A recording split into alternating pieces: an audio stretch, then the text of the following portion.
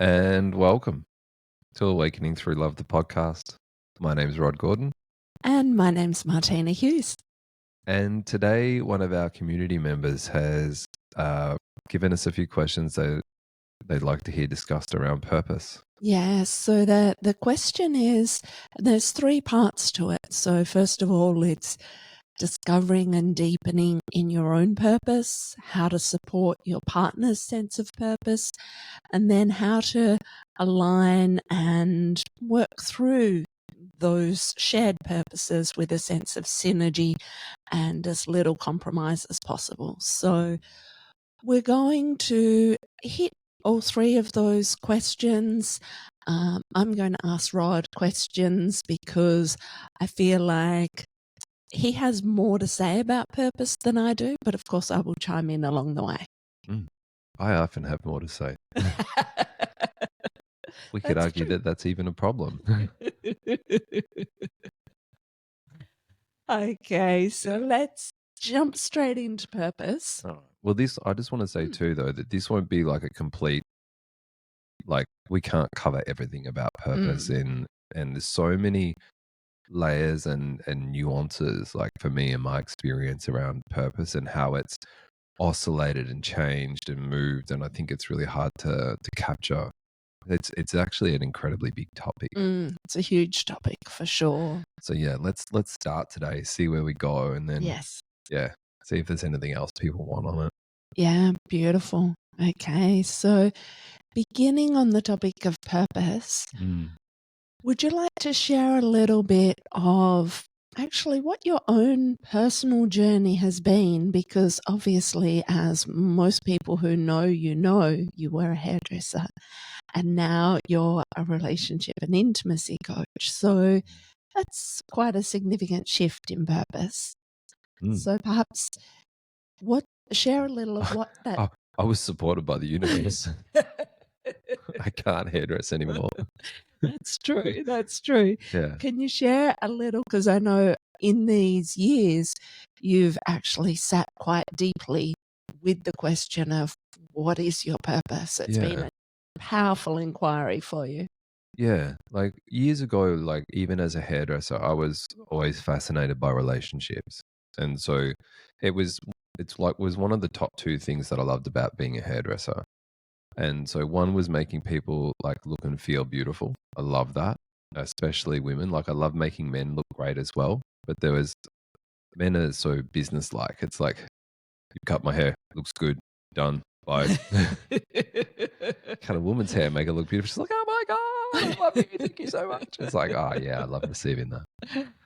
And so like, for me, the other part that I loved was the communication about relationships. Like so many of my clients were psychologists and counselors, and I'd have some really deep and amazing conversations. So on the side, I was always studying relationships. So like in various forms, like anything from spiritual healing right through to, intimacy and relationships and sexuality. So I was, just always really curious. And so for me, there was a desire to do more. Like I loved working as a hairdresser. I didn't so much want to stop or give it up, but I wanted to also have the skills to be able to, mentor or support people who, wanted to deepen, their relationship. So it was always sort of lurking there in the background. But then after the accident, the right side of my body is knackered. I have a tremor in my right arm, and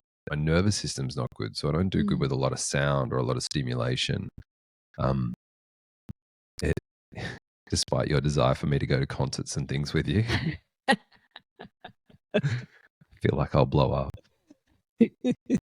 And so, like, having had the accident and being so physically incapacitated, like I couldn't walk, I couldn't do anything, I couldn't barely lift a bottle of water. So there was at that point, a really deep inquiry for me around purpose. Like, who am I now without all these aspects of my life that I love, like the surfing, the motorbike riding, the hairdressing, the socializing. They were all things that I love. So it really for me, flushed up that question really deeply of like, okay, what is my purpose? Like, how do I get clear on what this is? And really beginning to explore that. And there's so many ways that we can explore purpose. Like there's so many. Mm. And I remember one that came up for me was I was listening to, it wasn't a podcast, but it was something, it was an audio thing. And um, it was actually by David Data. And he was talking about like purpose and why people can't find their purpose. Mhm. And I was actually at this point, it's like pre-accident. Mhm. Like I was actually at the gym on like one of those walking things, but I had my earphones in listening to this thing. I downloaded one of his audios. And something he shared really struck me. And it was that purpose is always capped under our deepest fears. Mm. And I was like, oh wow, that's interesting. Like, what are my deepest fears? And so when I heard that, like resounding feeling of truth, like when you hear truth, like the body sort of tingles or vibrates, I was like, wow. And, he was saying that this is why people never find their deepest purpose, because in our culture, we're so heavily taught to, if we're afraid of something, don't go there. Like, yes, there's the people that, I'm scared of jumping out of a plane, so I'm going to jump out of a plane, or I'm scared of surfing big waves, so I'm going to do that. There's that. So there's the extremes.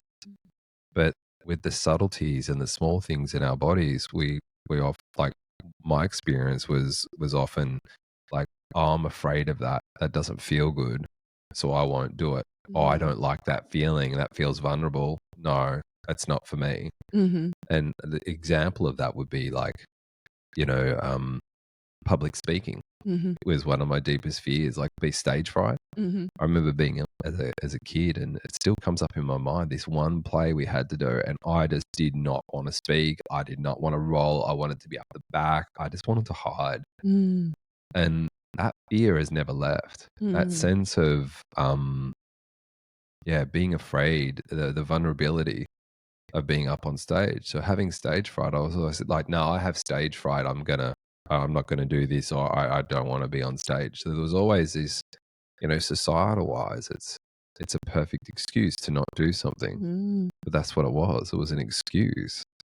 And so that was one of my deepest fears. The other one was women and relationships. And I was at the time going, oh, this is getting interesting,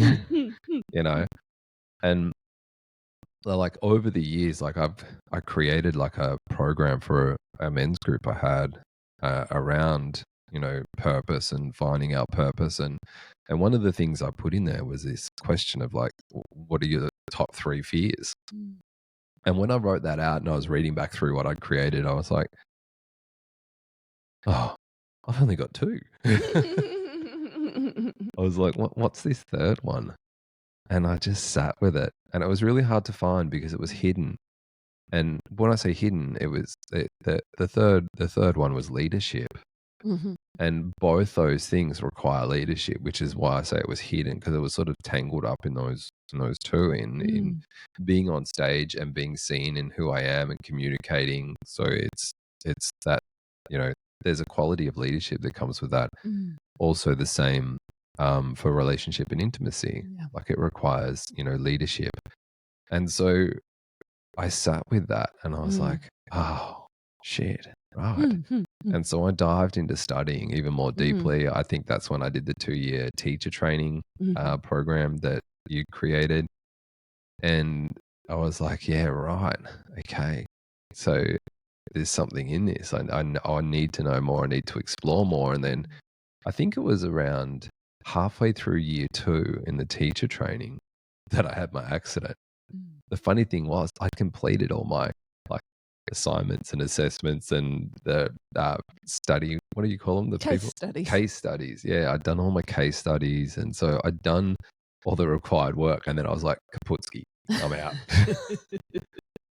And so like, then it became really clear once I couldn't hairdress, once that was taken off the table, it was really clear that I was going to be doing something different, career wise as well as purpose. And I want to point out too that purpose isn't necessarily career or a pathway Mm. that we make money. Mhm. Purpose is very different to that. And purpose, ultimately, I think I won't know my purpose until I'm on my deathbed or Mm. just Mhm. after I've passed. Like, I don't believe it's something that I can just, figure out Mm. or understand, because it keeps evolving and changing, like more so in nuanced ways. Yes. So after the accident, I remember, I don't know who I was talking to, but it could have been one of my teachers, or it could have been you, or Kira, or anybody. The My deepest purpose at that time became to heal. Mm. Mhm. And like a lot of teachers will say, purpose is like an onion. You're constantly peeling off layers, but there's also this sense that there's no center. Mhm. So purpose isn't a goal or something to strive towards. It's something that reveals itself. Mm. And what I found being revealed was the relationship and intimacy side, but also this, lack of capacity to even show up to that, to be in a space with people and to lead. I just no energy, not being able to walk. I was sleeping all the time. So it was kind of confusing at that Mhm. point. And yeah, realizing that my deepest purpose at that point was to heal was kind of liberating. And it's something I still have to remember, because in lots of ways I'm still in that phase. Mhm. Mhm. And in lots of ways I'm not. I'm moving out of it. Like, so much has changed. And so looking at my three deepest fears was really important. Mhm. And it's not like, oh, I'm afraid of spiders. I'm afraid of It's got to be Mhm. deeper than that. Yeah. And something that's sort of been carried like throughout life. Mm. Um, I think too, like, one of the mistakes that I see around purpose that I made was thinking that purpose should be something that I want to do.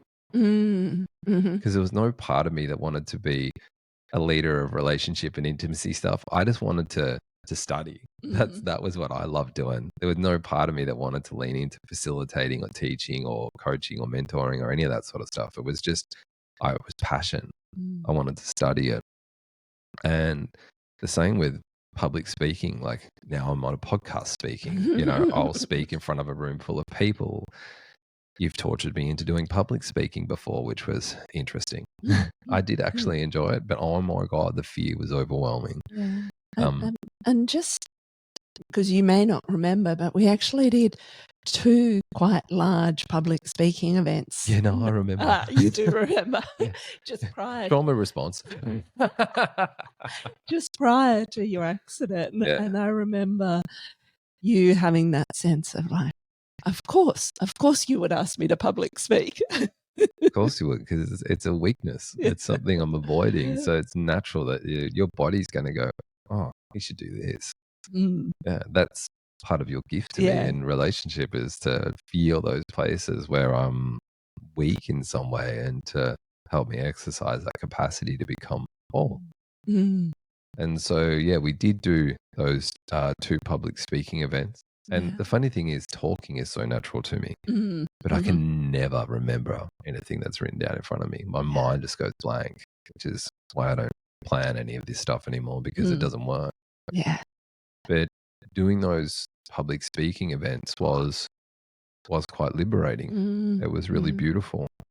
Um, but there was no part of me that wanted to do that. Mm. And Mhm. so there was no part of me that wanted to be a leader in the space of intimacy and relationship. And in lots of ways, I still look for avenues out.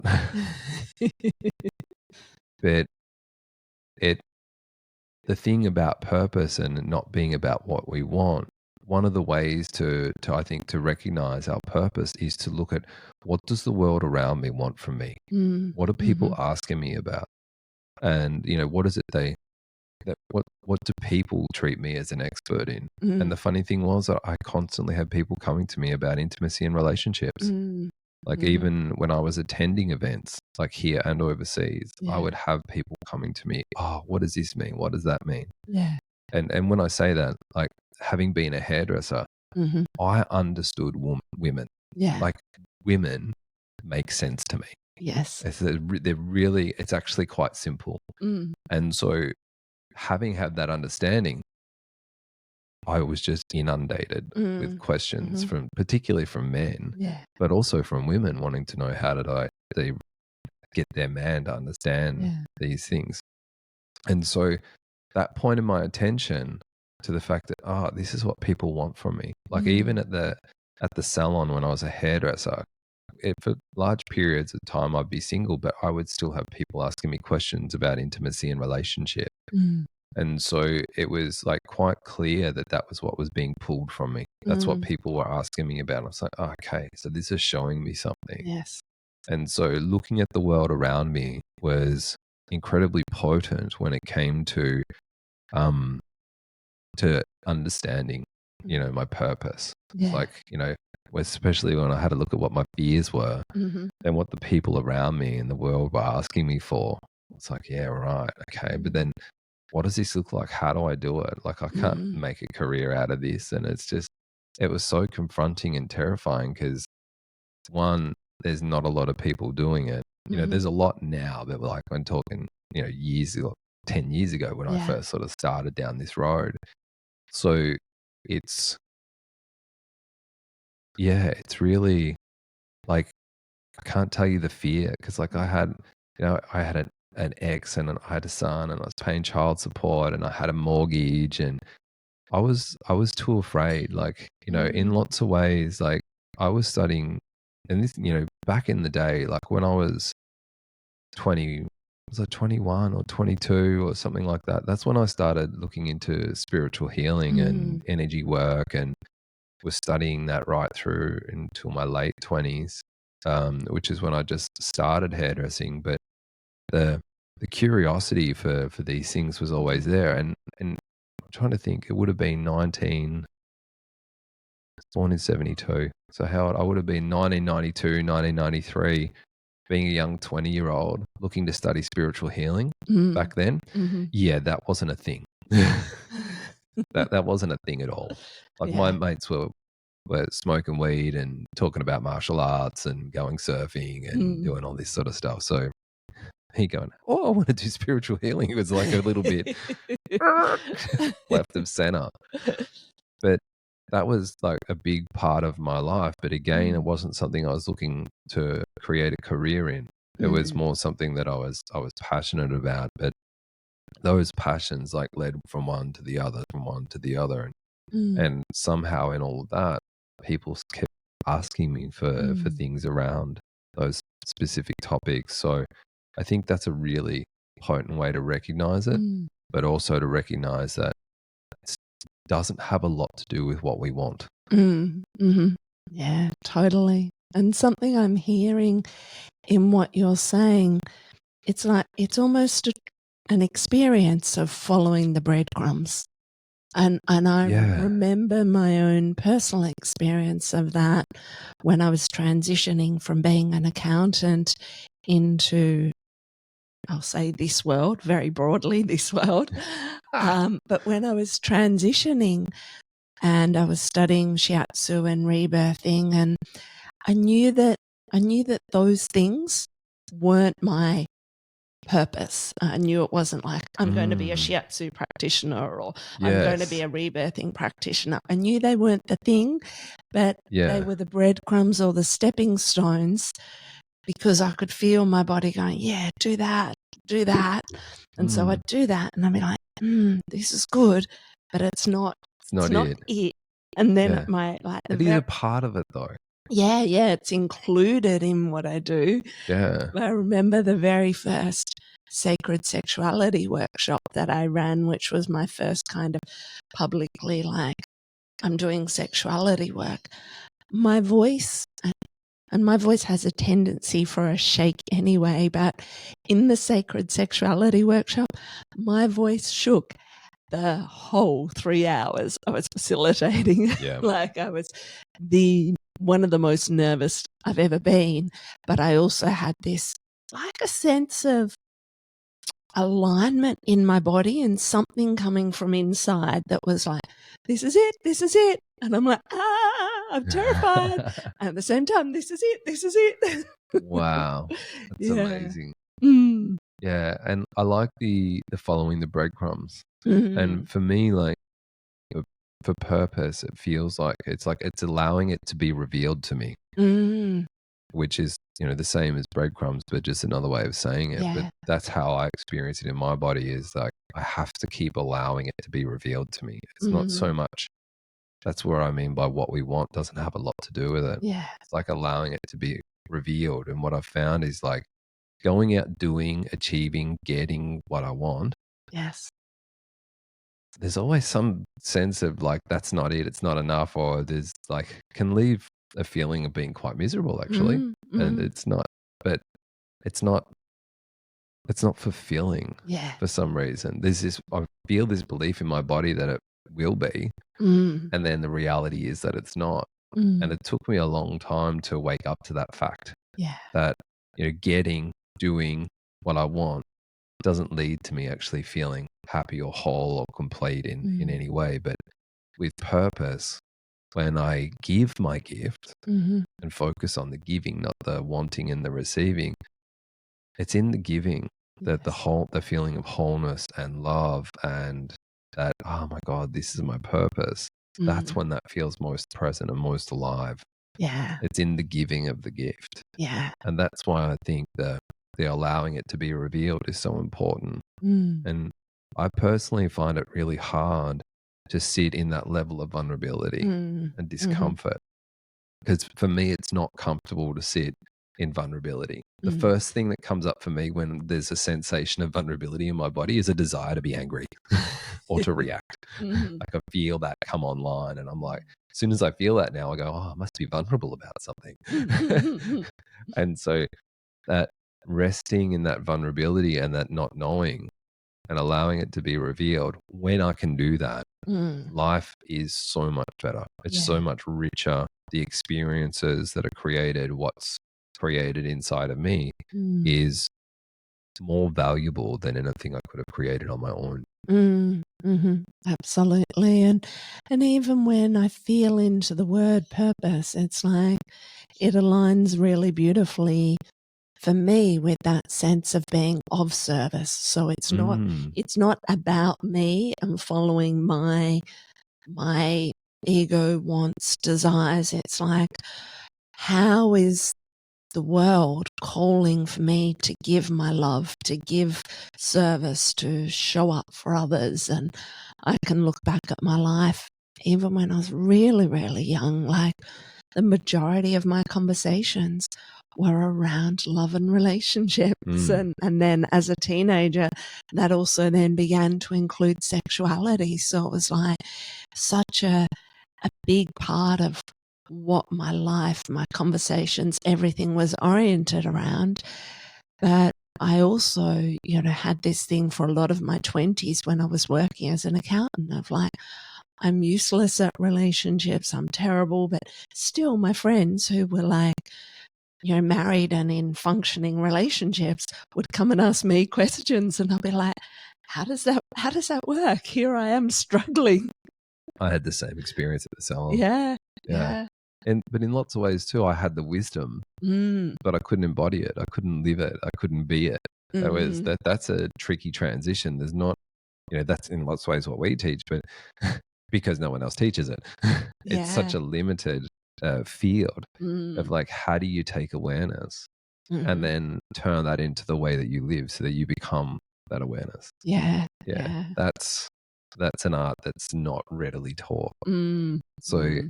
and that was certainly missing from my life. I had a lot of that experience as well. People Yeah. like, what do I do about this? It's like, really, you're asking the single guy? And then, okay, this is what I'm. Yeah. Funnily enough, often those things would work. So it's, Mm. well, not funnily enough, I knew in my body, but being able to, you know, be in a relationship, be with the, it's a whole different story. Yeah. Yeah. And I remember one time, this is when I was well and truly on this path, but before we were together, it was coming up to me leading a couples retreat. And I was just on the back of like a really bad breakup and struggling so much with my own like how do I lead couples when I've just had this terrible breakup and I feel Wow. heartbroken and devastated, and I couldn't, turn around what had been going on in that relationship for me. And I remember speaking with one of my teachers, Kira, who you mentioned before, and Kira was like, the wisdom, the what you carry about relationships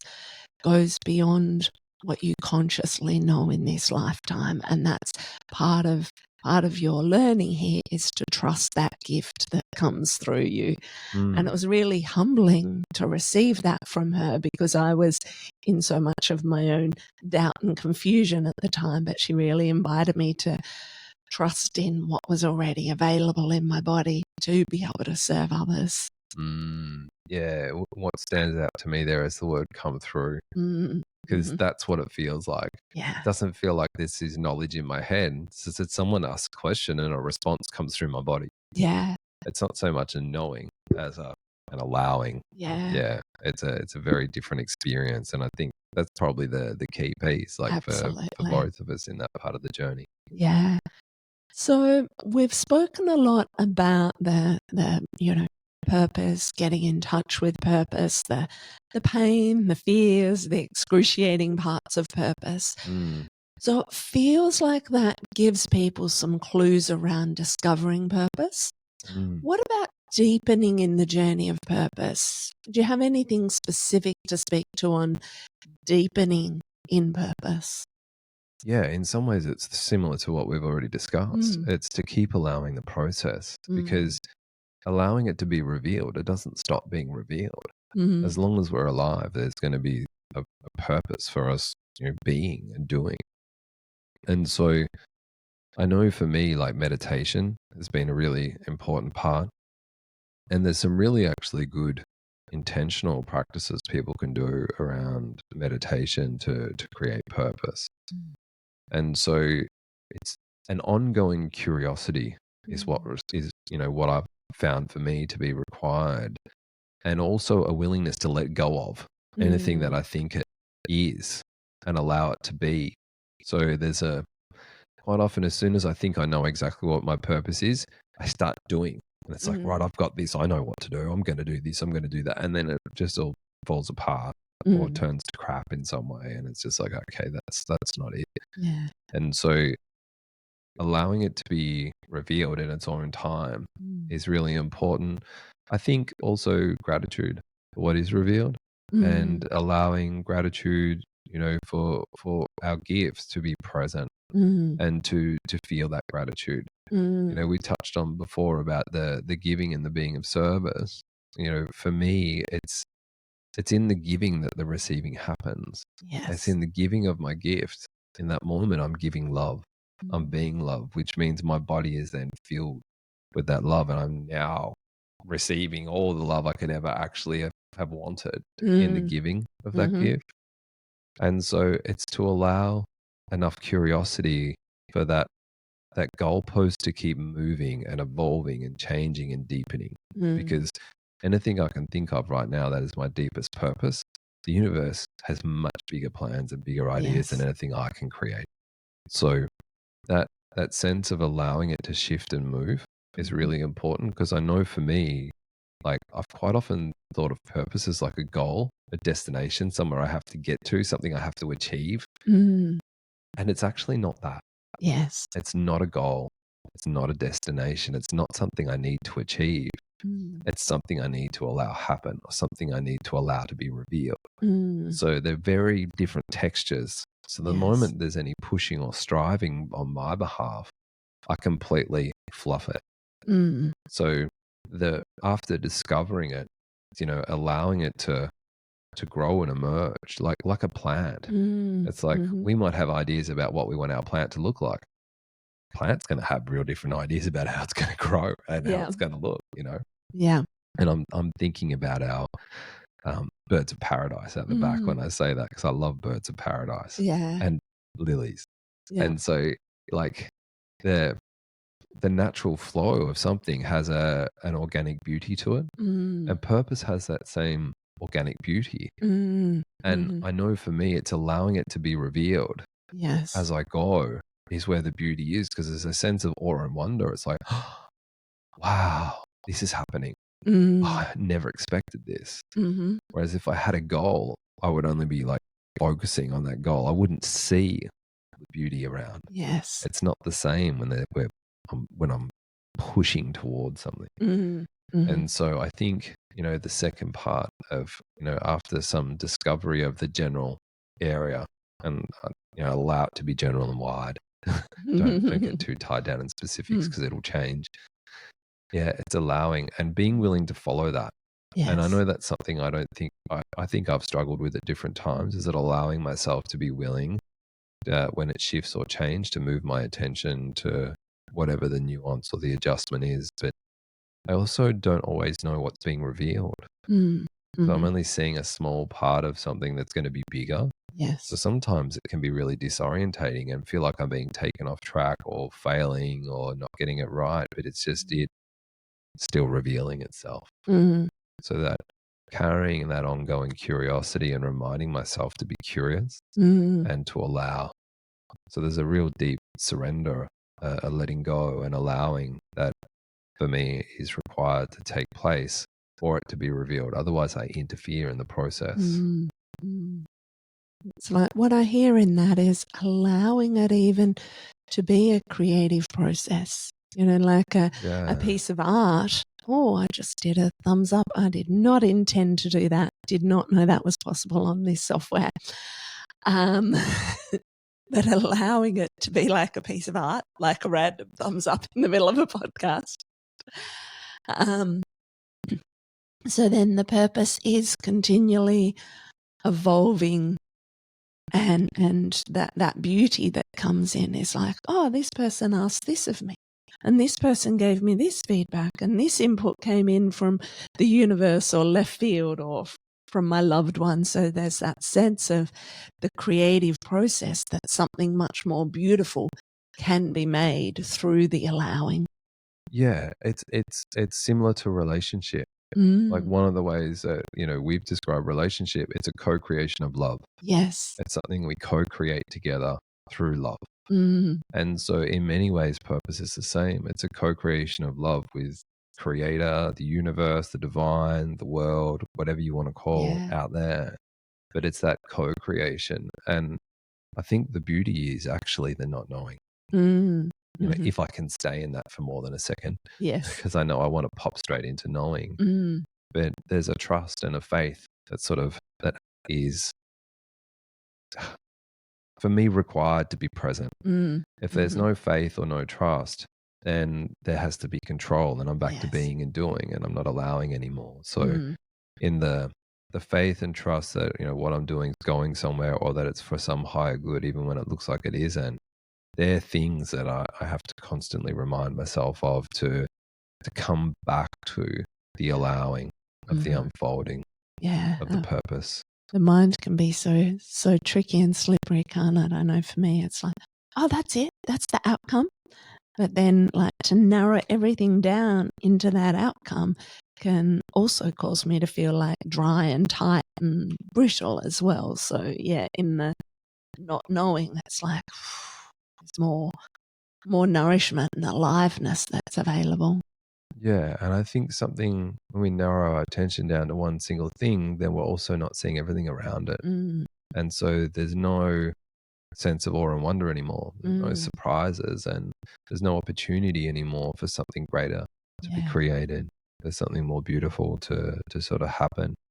And so purpose, often the desire is it for it to be some fixed target and goal, but it's not. It's this vague, loose, constantly moving, evolving, shifting, changing experience of life. Mm. Mm-hmm.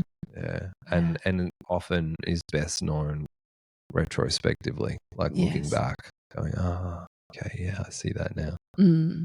Yeah. So let's move on to the second question, which is around how we support partners in their giving of purpose or discovering their purpose. Mm. So can you speak to what that looks like? Yeah, like, and it's going to depend on the people Mm. involved, whether the dynamic of the relationship. And I don't mean whether it's heterosexual or gay or bi or trans or any of that sort of stuff. But some people are going to be more purpose orientated. Mhm. Some people are going to be more love driven. And so quite often, if someone's really love driven, then, purpose sort of sits at the back of their body. Mhm. Someone who's really, purpose driven, the purpose really sits at the front of their body. And so we don't want to push our partner to seek out their purpose if that's not there for them. If Mm. it's that they're love driven being and their heart's open and they're craving, intimacy and connection and relationship, Mm. in many ways, that's most likely that person's purpose. Mm. And Mhm. so I think supporting another with their purpose, it's kind of the same process in a way as it's curiosity Mm. and then allowing them to have their experiencing, not trying to control or direct their purpose. But then it's like, what can I do that supports this person towards their purpose? How can I be in a way that supports this person towards their purpose? What is it, as, my intimate partner, like, what can I do that would allow you to experience your purpose more fully in your body? Like, is there something I need to do, say, be? Do I need to deepen my breath? Do I need to love you more fully? Like, what do I need to do to allow that to come to fruition Mm. in your life experience? Yeah. Yeah. And so I think it's the curiosity and the openness. I think what tortures a lot of couples that I see is that when their purposes appear to go in different directions, that they want Mm. different things, Mhm. and that's somehow a threat then to the relationship. Mm.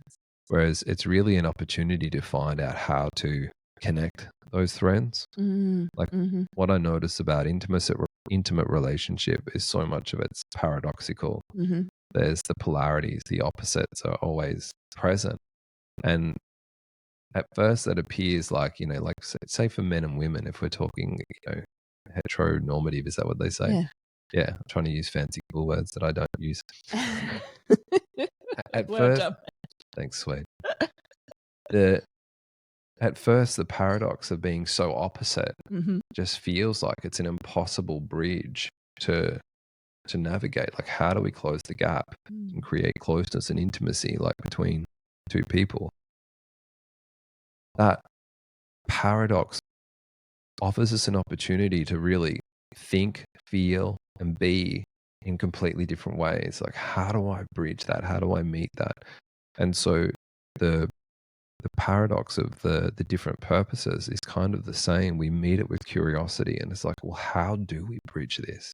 How Mm. do I love you so deeply and fully that I can support you in your purpose without sacrificing what the world's calling from me? Mm. And allowing both of those to become possible. Because at first we won't know how to do that because we don't know. Mm. When we don't know, we don't know. Mhm. But unless we're curious of like, how can we make it possible? Unless there's a question, the answer can't come. Yes. Like, one thing I've noticed, doing this work is that people are often looking for answers, Mm. but they don't have a question. They're Mm. just looking for an Mhm. answer. It's Mhm. like, what? I'm so unhappy. I want to be happy. I want to be happy.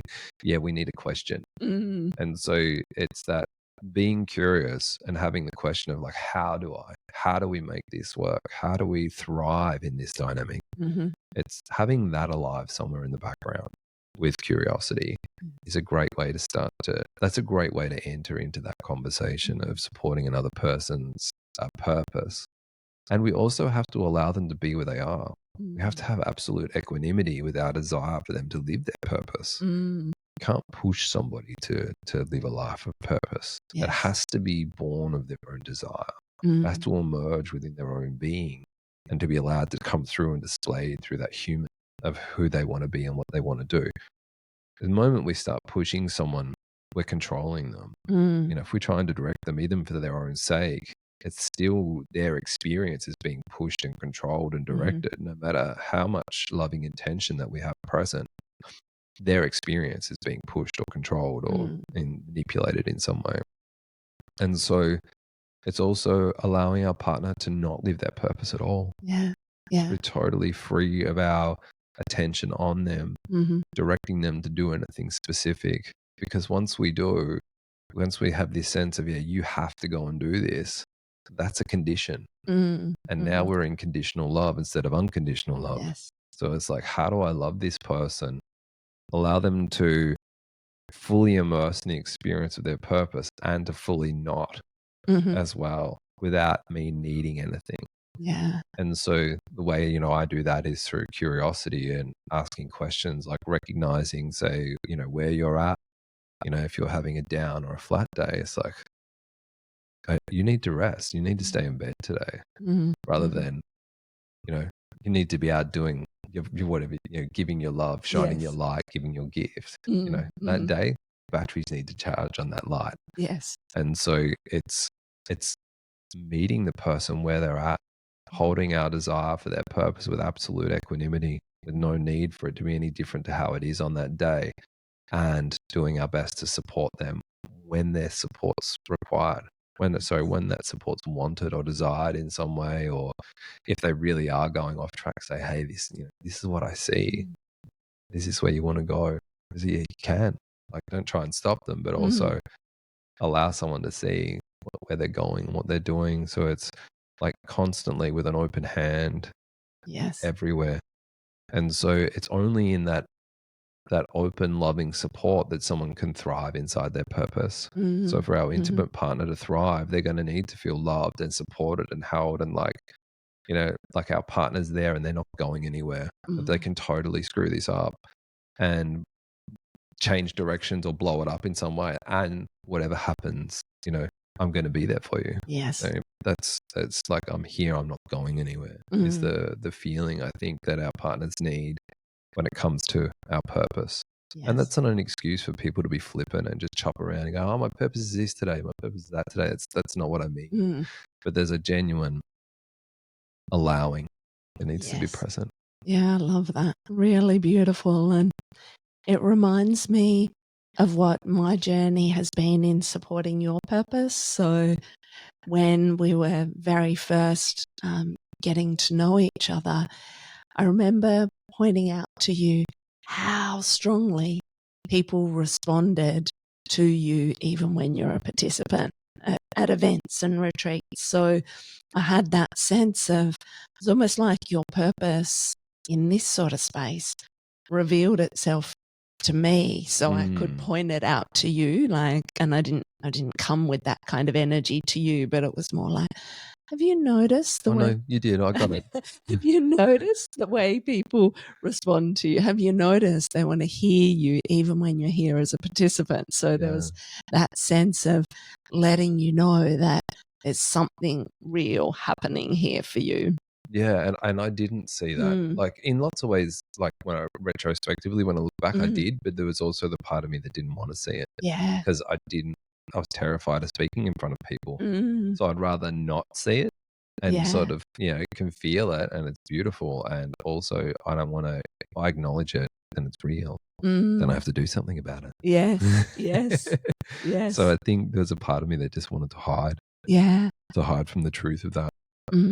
Because it hurt so much and it was so scary to confront those fears. There was no part of me that wanted to, and I really believed those fears rather than being curious about them. Yeah, it's interesting because part of what I had been calling in terms of the relationship that I wanted was to be with a man who had a desire to be of service. And so I could see that you were being of service as a hairdresser. And it's also like, yeah, my body was screaming that you could be of service in a whole other way. Yep. Yeah. Yeah, you and a couple of other people. Yeah. And I never saw those things. And I wouldn't have, because I didn't want to. And I think, you know, that's that part we spoke to earlier about the fear. Yes. That leaning away from. So it's so natural and normal and so deeply encouraged without people being aware that they're actually encouraging it. It's not intentional. Yeah. That it feels natural. And that because it feels natural, we believe it. Yeah. Whereas natural is really just what's been repeated consistently over time. Yeah. Yeah. And I've also had the journey of of surrendering when you know, after your accident and it was clear that your purpose was to heal, to go, okay, so these dreams that we'd started to build together, then to really surrender that, like maybe this is your life, that your life would be centered around a purpose of healing. So coming in to, you know, feel my own tension, struggle, how do I let go of our dreams to support you in what was really true at that moment in time. But I also remember some of the relief I felt, because by you naming that your purpose was to heal, it's like truth was being spoken. And then with that truth being spoken, it's like, oh yeah, like actually we've been trying to push against the tide by having you work when you didn't have capacity for it. Absolutely. So yeah, I think purpose has a feeling of truth to it that can feel like relief. Absolutely. Yeah. Yeah, I agree. There's something as a freedom that comes online in the nervous system, a liberation of some sort, of awareness. Yeah. Absolutely.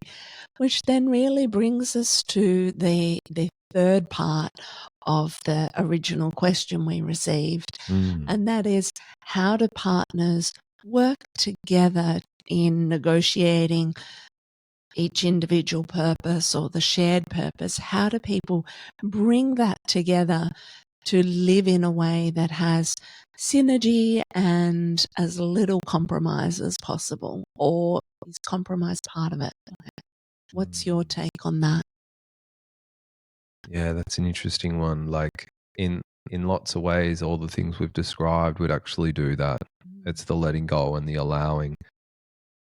I think the real like synergy, especially in relationship, is and in lots of ways, like the course foundations of intimacy is the place to do it, because the final piece in that is where people get clear on their values, and then they create relationship values, and then through that create a relationship intention. Most people don't have a relationship intention. So, you know, for us in our relationship intention, it's really clear of like what we stand for, Yes. what our relationship's for, where it's going, and what it means to both of us. And Yes. it becomes the foundation through which we make our decisions. So having real clarity on personal values, like for each of us, I know what yours are, you know what mine are. We have shared relationship values. Yes. Then we have our own individual intention for the relationship and our relationship intention. And so what that reveals to me, like through that, is the allowing of the purpose. There's an agreement there of what we stand for and who we are and where we're going. And it's that that keeps reorientating my attention to what the evolution of, you know, your purpose is or what it can be. And in the desire and the commitment to loving you is that sense of wanting you to feel whole, to know all of who you are and the gifts that you have to give, and then wanting to love you into gifting that to others. And so, like for me, I don't know, there is no compromise in that, because my desire is already to love you into to wholeness. Like one of the things in our relationship is like I'm committed, or I just started at the start of our relationship. I wrote this out in a journal because I'm dedicated, you know, my life in this relationship to the opening of Martina's heart. And so what that means is, in that whatever your purpose is, if I'm dedicated and committed, you know, to loving you, then I want you to thrive in whatever it is you do. So there's no sense of compromise in that for me. Um, I think allowing ourselves to love means we feel love. And so if I allow myself to just love you fully, then that's not a compromise anyway. You know, and I can get it if like it's, and in our relationship, we are both doing the same work. So there is a unity there, but even like if people have two different things, like someone wants to, you know, travel overseas and work on the other side of the planet, and this person wants to live in Australia, there's still ways to make that work. There's still beauty in that. Beauty in the longing and the yearning to be together, the time when you are together, the beauty in the space and the being alone and the immersion in purpose. Like life doesn't have to look conventional. We can allow life to be however it is. And if we do that, instead of trying to contort it into these Disney World relationship ideals that we hold, and we allow them to be, we can actually allow life to show us different ways to be in relationship, different ways for our relationships to look in the world, that we don't have to be in the same place, so we can be in different parts of the world and we can make time together and make it work. Like, it really depends, but it's something, you know, culturally we don't see because there's so much contraction around this is how a relationship should look. You know, we measure quite often unconsciously. I love watching this. People go, "Oh, you guys have been together for 50 years." It's like, "Oh, that's so beautiful." Like, they're successful because they've been together for 50 years. Whereas in their experience, it's more like a testament to their own endurance and capacity to suffer. Externally, we go, "Oh, yeah, you guys are the best. You've been together for so long." And it's not a good way to measure the value of a relationship. By, you know, time spent together or duration. And so because of those ideals of, you know, duration being so important, we tend to want to live together, have to have kids, have to, you know, have a job and do this and do that. And it has to all be a specific way. Whereas in reality, it's like, why can't a relationship look like anything? Why can't people, you know, sleep in different bedrooms, have different houses, live on different parts of the planet and have time together? Like, there's no right relationship configuration. And that goes for gender, sex, no genders, whatever. It doesn't really matter. What matters is the evolution of love. And can you love this person through whatever they're experiencing? Can you seek the divine in that person and see it in who they are and then love that part of them? And maybe loving that person does mean letting them go. But if that's the gift of love that we have to offer that person, then that's what I would want to do. Yeah. And so then that opens it up my life to look different again. So there's this constant breathing of what intimacy, relationship, purpose looks like in any moment. So supporting our partner, we're never going to know the outcome. And it's the vulnerability that's so uncomfortable of like not knowing what that person's going to do or what they're going to choose and how that's going to impact how I feel. But rather than worrying about how I feel, I'll just feel how I feel on the time. Because being tangled in it creates distress and hurt, pain, and suffering. Whereas really, there's such intense beauty in emotions, including grief and sadness. There's so, you know, for me, there's so many emotions. It's like all the emotions exist in each emotion. Like when I really feel them in my body. And there can be something tantalizingly delicious and seductive about emotional experiences. And so allowing space for that means that if I'm willing to feel whatever feelings are arising, there's no need to grab at that person to compromise or how do I love? How do I give the love? How do I give whatever it is you need to thrive in that? And if my attention's there, I'm not grabbing at what I want. If I try and grab at what I want while trying to support you to reach for what you want, then it creates tension. It's like neither person can thrive in that. Both people are going to compromise. They're both going to suffer in different ways. Whereas if my attention's on how do I love you fully, and how do I support you in your purpose and what you want to do, then my attention's there. Once that's happening or whatever's happening, then I can feel however I feel. Then what is it that I need to do in that moment? And I can ask you, like, what is that I need to do in this moment? Like for me, like, how do I manage this situation now? If this is what we're going to create or do for you. And so there's curiosity, consciousness, and delight in seeing you thrive in your purpose. And so while my attention's on that, like I just feel amazing anyway. As soon as my attention's on what I want, the fear of not getting what I want comes up and then I'm just tangled in a knot. And I certainly, I can feel all the ways in which my love, my light, like how I shine more simply as a result of basking in your love, feeling your devotion to me, to us, then it naturally flows through me that there's more love here. I feel more whole and I have more to give, more that I want to be of service and share in the world. So it's like this beautiful full circle of like what is created here then becomes part of what is shared out there. And I also see the ways in which the more I love you to be the man you want to be, it's like I feel in my body when you're aligned with who you want to be and when you're out of sync with who you want to be. So then I'm able to bring love to you in a way that supports you back towards alignment, to be able to be like, hey, babe, is that of service for you now? Hey, babe, how about this? How about that? So that I guide your attention towards what helps you to be that man. Absolutely. Yeah.